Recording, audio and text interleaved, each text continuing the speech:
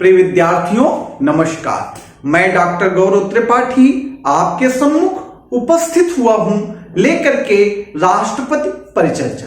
विद्यार्थियों, जैसा कि आप जानते हैं कि मैं आपके सम्मुख बार बार उपस्थित हो रहा हूं राष्ट्रपति परिचर्चा को लेकर के। विद्यार्थियों, मैंने आपसे अभी तक ये परिचर्चा किया कि राष्ट्रपति की नियुक्ति कैसे होती है और राष्ट्रपति की कार्यपालिका शक्तियां क्या हैं, और अब हम आपके सम्मुख उपस्थित हुए हैं राष्ट्रपति की विधायी शक्तियों को लेकर के। किसको लेकर के? राष्ट्रपति की विधायी शक्तियों को लेकर के। विद्यार्थियों, जैसा कि आप जानते हैं आर्टिकल 53(1) और आर्टिकल 77(1) 53 और अनुच्छेद 57 दोनों मिलकर के राष्ट्रपति के अंतर्गत संपूर्ण कार्यपालिका शक्तियां समाहित कर देती हैं। क्या कौन कौन से अनुच्छेद?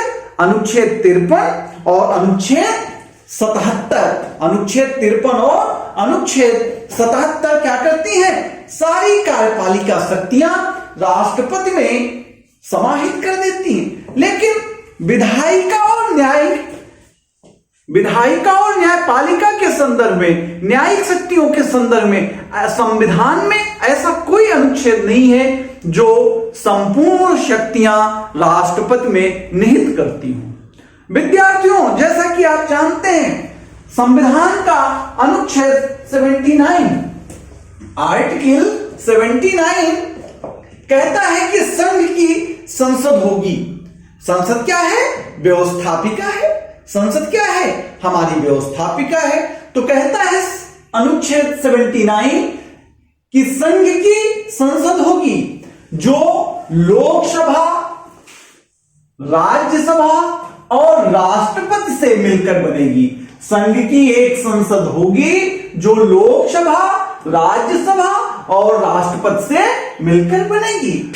इसका मतलब यह है कि राष्ट्रपति संसद का अंग तो है, राष्ट्रपति संसद का अंग तो है, किंतु सारी शक्ति राष्ट्रपति में निहित नहीं है। कुल मिलाकर के यह स्पष्ट हुआ कि अकेले राष्ट्रपति संपूर्ण विधायी कार्य नहीं कर सकता। लेकिन आप जानते हैं कि कभी कभी संसद उपस्थित नहीं हो सकती, कभी कभी संसद सत्र में ना हो, कभी कभी संसद का अस्तित्व ना हो। ऐसी स्थिति में विधायी कार्य कैसे होंगे, कानून निर्माण कार्य कैसे होंगे? इसलिए संविधान में अनुच्छेद 123 रखा गया। क्या रखा गया? अनुच्छेद 123 आर्टिकल 1, 2, 3 याद करने का तरीका है। राष्ट्रपति का अध्यादेश की शक्ति किसमें है? अनुच्छेद 123 में है। किसमें है अध्यादेश की शक्ति? अनुच्छेद 123 में है। अध्यादेश क्या है? अध्यादेश क्या है? अध्यादेश राष्ट्रपति का वह आदेश है। क्या है? राष्ट्रपति का आदेश है जो विधि के रूप में व्यवहारित होता है, जिसकी औकात, जिसकी वैधता किसके रूप में होती है?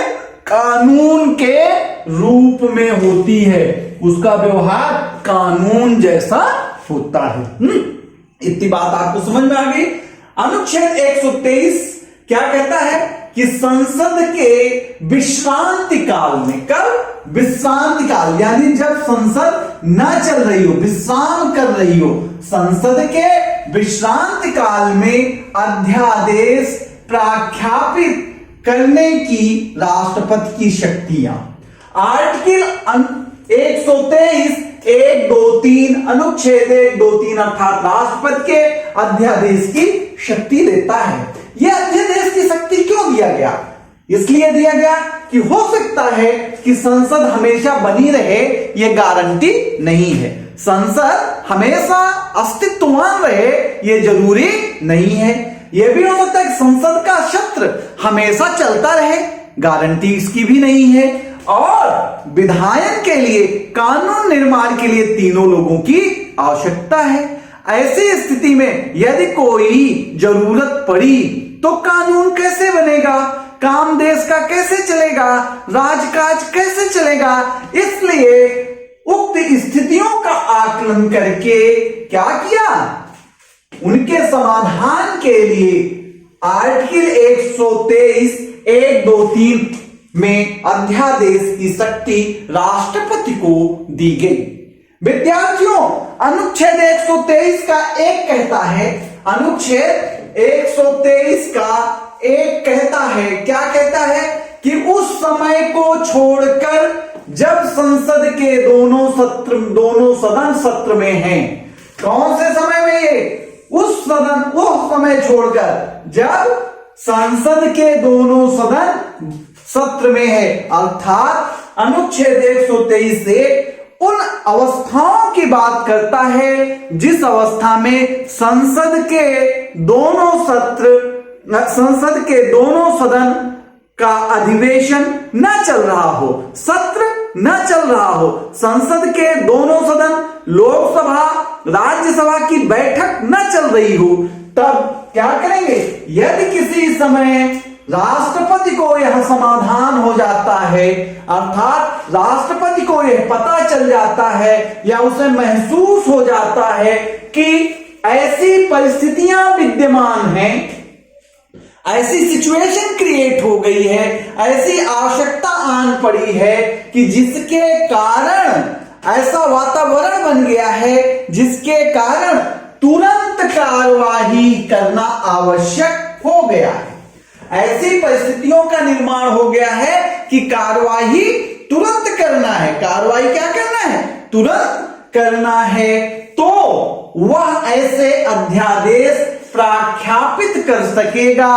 क्या कर सकेगा, तो वह ऐसे अध्यादेश प्रख्यापित कर सकेगा जो उसे उन परिस्थितियों में अपेक्षित प्रतीत हो।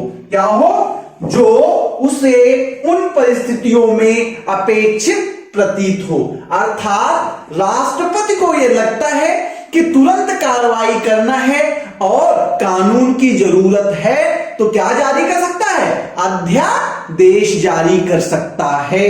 यहां तुरंत कार्रवाई का मतलब क्या है, ये जो तुरंत कार्रवाई शब्द है इसका तात्पर्य क्या है, इसका मतलब यह है कि राष्ट्रपति को यह लगे कि समय बहुत कम रह गया है और परिस्थितियां विकट हो गई हैं, काम करना जरूरी है और उस काम को करने के लिए बेटा कोई कानून उपलब्ध नहीं है और टाइम इतना कम हो गया है कि संसद के सदन को या संसद का सत्र बुलाने में समय लगाना भी ज्यादा है। यानी कि संसद का सत्र बुलाने में 2-3 दिन का समय लग जाएगा, 4 दिन का, तो वो भी हमको नुकसान कर सकता है। इस तुरंत कार्रवाई का मतलब यह है कि कोई समय बचा ही नहीं, बस तुरंत कानून चाहिए और तुरंत काम करना है।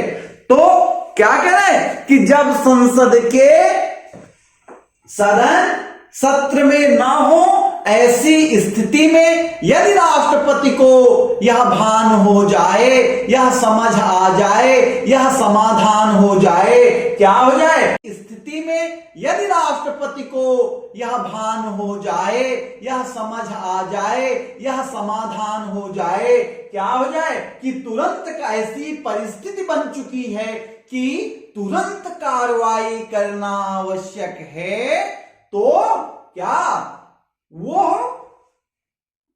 अध्यादेश जारी कर सकता, प्रख्यापित मतलब जारी कर सकता है, प्रकाशित कर सकता है और उसे उन परिस्थितियों में जैसा अपेक्षित प्रतीत होता हो। ये हम बात कर रहे थे आर्टिकल 1, 2, 3 अर्थात अनुच्छेद 123 1 के अंतर्गत आपसे। अनुच्छेद 123(2) हमने 123(1) की पर चर्चा की आपसे और 123(2) कहता है कि इस अनुच्छेद के अधीन, किसके, इस अनुच्छेद के अधीन प्रख्यापित अध्यादेश का वही बल व प्रभाव होगा जो संसद के अधिनियम का होता है। क्या कहता है? यानी कि आप हमसे जानना चाह रहे थे ना कि अनुच्छेद 123 में तो अध्यादेश की शक्ति है, अध्यादेश कानून का बल रखता है, लेकिन इसका संवैधानिक आधार कहां है कि राष्ट्रपति के द्वारा जारी अध्यादेश संसद के कानून के बराबर शक्ति रखेगा। तो इसका वैधानिक आधार छिपा है अनुच्छेद 123 सब आर्टिकल 2 में। अनुच्छेद 123 के सब आर्टिकल 2 में कहा गया है कि इसका बल और प्रभाव ये कैसा होगा? संसद के अधिनियम के बराबर होगा, अर्थात संसद का कानून और राष्ट्रपति का अध्यादेश अनुच्छेद 123 दो बराबर करता है, समान रूप में रखता है, समतुल्यता प्रदान करता है, बराबरी की स्थिति प्रदान करता है। इसीलिए अध्यादेश को संविधान के भाग 3 में जब हम मौलिक अधिकार की परिचर्चा कर रहे थे आपसे, और हमने आपसे कहा था, क्या कहा था कि विधि में क्या क्या आएगा, क्योंकि मौलिक अधिकार विधि के विरुद्ध, मौलिक अधिकार में विधि की परिभाषा दी गई थी क्योंकि राज्य के विरुद्ध मिल रहा था। तो अनुच्छेद 13(3) का में, आर्टिकल 13(3) का में विधि की बातें बताई गई थी। तो 13(3) का में विधि के रूप में अध्यादेश भी सम्मिलित माना जाएगा। और लेकिन कहा गया है अनुच्छेद 123 में किंतु प्रत्येक ऐसा अध्यादेश, कौन सा अध्यादेश? जो राष्ट्रपति जारी कर रहा है 123(2) का के अधीन होगा। क्या? कि संसद के दोनों सदनों, संसद के दोनों सदन कौन कौन? लोकसभा और राज्यसभा के समक्ष रखा जाएगा। कहां रखा जाएगा? जो भी अध्यादेश पारित होगा संसद राष्ट्रपति द्वारा, वो संसद के दोनों सदनों के सामने रखा जाएगा। संसद के पुनः संवेद होने से, यानी संसद जब दोबारा बैठेगी उसके 6 सप्ताह की समाप्ति, 6 सप्ताह की समाप्ति तक, या यदि उस अवधि के समाप्ति से पूर्व, कौन सा अवधि? 6 सप्ताह। कौन सा 6 सप्ताह? जिस दिन संसद बैठी, संसद का बैठक चालू हुआ, उससे 6 सप्ताह के पहले यदि दोनों सदन, कौन से दोनों सदन? लोकसभा राज्यसभा, उसके अस्वीकृति का प्रस्ताव पारित कर दें, संकल्प पारित कर देते हैं, तो इनमें से दूसरे संकल्प के पारित होने पे परिवर्तन में अध्यादेश नहीं रह जाएगा। आपको सरल भाषा में बताते हैं। अनुच्छेद 123(2) का कहता है कि राष्ट्रपति जो अध्यादेश जारी कर रहा है, यह अध्यादेश संसद का जब बैठक शुरू होगी उसके सामने रखा जाएगा। यदि संसद उस पर कोई विचार नहीं करती तो संसद की बैठक शुरू होने के 6 सप्ताह तक वह अध्यादेश जीवित रहेगा, लेकिन जैसे ही 6 सप्ताह कंप्लीट होगा वैसे ही वो अध्यादेश समाप्त हो जाएगा। तो प्रश्न है कि 6 सप्ताह कब से चालू किया जाए, कब से माना जाए? जैसे लोकसभा 3 तारीख को बैठ रही है और राज्यसभा 5 तारीख का अधिवेशन स्टार्ट कर रहा है, तो 6 सप्ताह की गिनती पहले वाले तारीख से नहीं, जो अंतिम तारीख है उससे जारी होगी, गिनी जाएगी। जैसे लोकसभा 3 तारीख की बैठक आहूत हो गई, सदन चलने लगा 3 तारीख से, राज्यसभा की बैठक चालू हुई 5 तारीख से, तो 6 सप्ताह की गणना 3 तारीख से न करके 5 तारीख से शुरू की जाएगी। और आप जानते हैं कि तो कुल मिलाकर के 6 सप्ताह में कितने दिन? 6 सते 42 दिन, ये हो गया 42 दिन।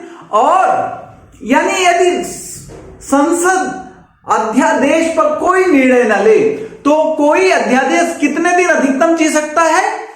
तो आप जानते हैं कि संविधान के अनुच्छेद 85 में कहा गया है कि संसद के अधिवेशन के बीच, संसद के 2 सत्रों के बीच 6 माह से ज्यादा का गैप नहीं होना चाहिए, यानी जिस दिन संसद खत्म हुई उसी दिन राष्ट्रपति अध्यादेश जारी कर दे और संसद को 6वें महीने पे बुलावे तो 6 महीने ये और 6 सप्ताह ये, 6 सत्ते 42 तो 1.5 महीने ये, तो 30, तो कितने दिन हो सकता है?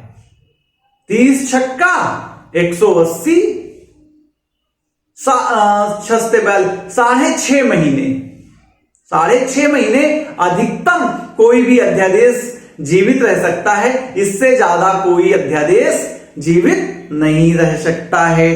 तो दोस्तों आप ये जान रहे हैं, लेकिन यदि अधिवेशन चालू हो गया संसद का, दोनों सदन बैठक कर रहे हैं और 6 सप्ताह के पहले ही इसके अस्वीकृति का प्रस्ताव पारित कर दिए, क्या कर दिए?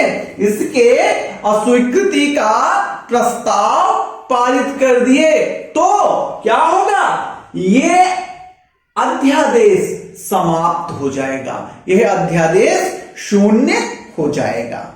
और आप ये जानिए आर्टिकल 123 दोखा तो ये कहती है, और इसको क्या कहती है? दोखा कहती है कि राष्ट्रपति जब चाहे अध्यादेश को वापस ले सकता है। क्या कर सकता है? वापस ले सकता है। कौन? राष्ट्रपति ही जारी कर सकता है। 123(1) से 123(1) से जारी कर सकता है और 123 दोखा से राष्ट्रपति इस अध्यादेश को वापस ले सकता है। और बेटा अनुच्छेद 123(3) ये कहता है कि यदि और जहां तक इस अनुच्छेद के अधीन, यदि और जहां तक इस अनुच्छेद के अधीन अध्यादेश कोई ऐसा उपबंध करता है जिसे अधिनियमित करने के लिए संसद इस संविधान के अधीन सक्षम नहीं है, तो वहां तक अध्यादेश शून्य होगा।